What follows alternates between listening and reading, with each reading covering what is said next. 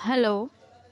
आज हम पढ़ेंगे वाइसली कैंडेंस्की, जिनका जन्म हुआ 1866 में मॉस्को रशिया के अंदर और जिनकी मृत्यु हुई 1944 में।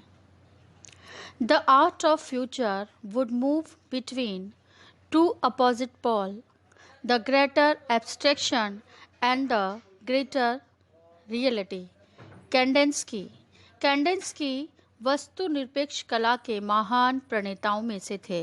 20वीं सदी के आरंभ में ही यूरोप के कलाकारों ने जो वास्तविक सृष्टि थी उसकी तरफ से अपना ध्यान हटाकर वस्तु सादृश्य का उद्देश्य समाप्त कर चित्रण किया, और इस मार्ग में कैंडेंस्की ने सिद्धांतों और कलात्मक प्रयोगों द्वारा महत्वपूर्ण योगदान दिया। यानी बाह्य सादृश्य तो हम देखते हैं कि प्रभाववाद से स्टार्ट हो जाता है कि बाह्य सादृश्य को धीरे धीरे डिसअपेयर होने लगी थी आकृतियां। यहाँ पर भी इस समय भी बाहरी जो चीज़ें थी उनको ख़त्म करके उनको देखने के बजाय व्यक्तिगत रूप से कलाकार कुछ नए एक्सपेरिमेंट करना शुरू कर रहा था। उम्र के 29वें साल में वे कानून की पढ़ाई करते करते उन्होंने प्रभाववादी प्रदर्शनियों का चित्र देखे और उन्होंने फिर चित्रकला का अध्ययन शुरू किया। 1908 के करीब वे फावरवादी पद्धति में चित्र बनाने लगे, जिनमें वस्तु सादृश्य की तुलना में उन्होंने रंगों की स्वच्छंद तुलिका संचालन और गतिपूर्ण बाह्य रेखाओं जैसे कलात्मक गुणों पर बल दिया। बावरिया व रशियन लोक कला के चमकीले अलंकरणों के प्रभाव से उनको विशुद्ध दृष्टिकोण प्राप्त हुआ। इस काल के जो उनके चित्र हैं वे काल्पनिक और चमकदार रंग संगति वाले हैं, जिनके विषय गौण है, यानी रंगों के द्वारा ही उन्होंने चित्रों को बनाना शुरू किया, कोई विषय उन्होंने खास नहीं लिए। कैंडेंस्की आरंभ से ही रंगों द्वारा संगीत के समान विशुद्ध रचना करना चाहते थे। एक बार भूलवश उन्होंने अपना एक चित्र उल्टा देखकर वे उससे बहुत प्रभावित हुए और उनको विश्वास हुआ कि सौंदर्यात्मक गुणों से चित्र में किसी वस्तु का दर्शन आवश्यक नहीं है, बल्कि वस्तु सादृश्य के परिवर्तनों में चित्र के विशुद्ध गुणों को हानि पहुंचती है। और उन्होंने 1910 में अपना प्रथम वस्तु निरपेक्ष चित्र बनाया। उन्होंने एक्चुअल में एक चित्र बना रहे थे, वो अधूरा चित्र उन्होंने रख दिया था उल्टा करके। कुछ समय बाद जब उन्होंने उस चित्र को देखा तो वो सीधा किया, लेकिन वो उल्टा था, लेकिन वो चित्र अपने आप में बहुत आकर्षक लग रहा था। तो वहीं से उन्होंने देखा कि सौंदर्य दिखाने के लिए ज़रूर नहीं कि आकृतियाँ होनी चाहिए, सीधी होनी चाहिए, बिल्कुल नियमबद्ध होनी चाहिए। उन्होंने ये महसूस किया कि विशुद्ध रंगों के द्वारा भी हम संयोजन कर सकते हैं।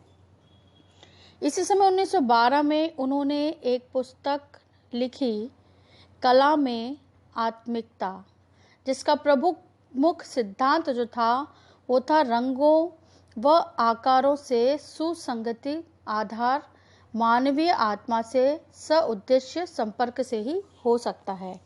यानी harmony of colours and forms can be based on purposive contact with the human soul.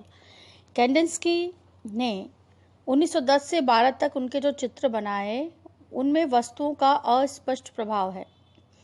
1912 के बाद ही वह अपने चित्रों में वस्तु सादृश्य को उन्होंने पूर्ण रूप से हटा दिया और उन्होंने घनवाद, सुरीलवाद और भविष्यवाद के आकारों की रचनाएं की और अपनी कृतियों में इनको स्थान देना प्रारंभ किया।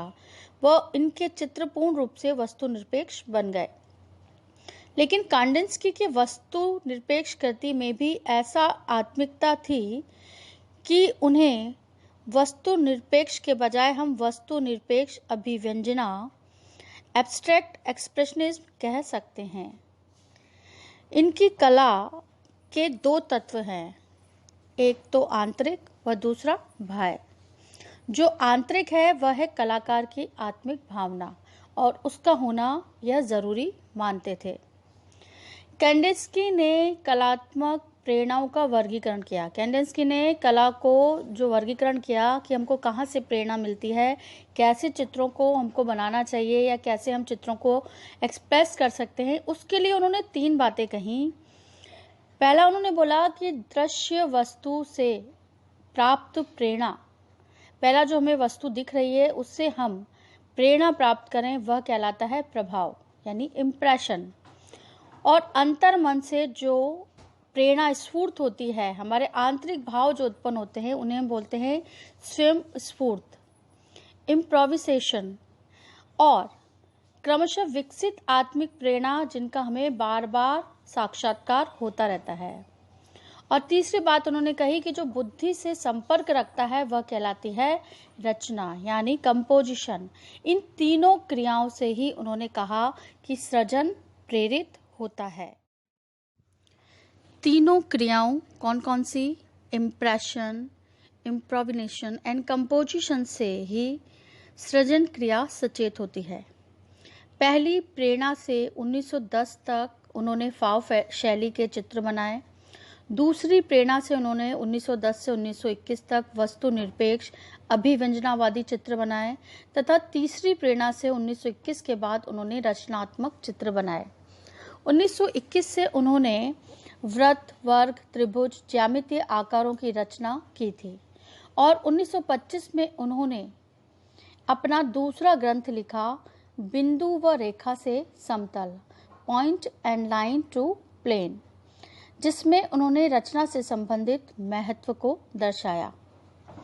इससे भी आंतरिक व आत्मिक के आधारभूत तत्वों के महत्व को उन्होंने स्पष्ट करते हुए लिखा कि modern art can be born only when signature become symbols.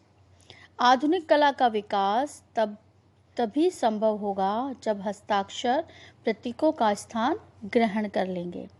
इस तरह से कांडिन्स्की ने वस्तु निरपेक्ष को प्रतीक का महत्व देकर यूरोपीय कलाकारों को मूलभूत क्रांतिकारी विचार प्रस्तुत किए। हम वस्तु निरपेक्ष कला क्या है इसके बारे में आगे पढ़ेंगे, पर वस्तु निरपेक्ष कला का प्रणेताओं में कांडिन्स्की का सर्वप्रमुख नाम आता है। हम इनके बनाए हुए कुछ चित्र देखते हैं। देखिए, इन्होंने ज्यामितीय त्रिभुज इनको लेके बनाए, तो इनके चित्रों के नाम भी कुछ ऐसे ही हैं। Composition, yellow red blue, the blue rider, colour study, several circle on white, circle in a circle, dominant curve, swinging, house in Munch, sky blue, couple riding, railroad at Mona, impression, colorful life. Thank you.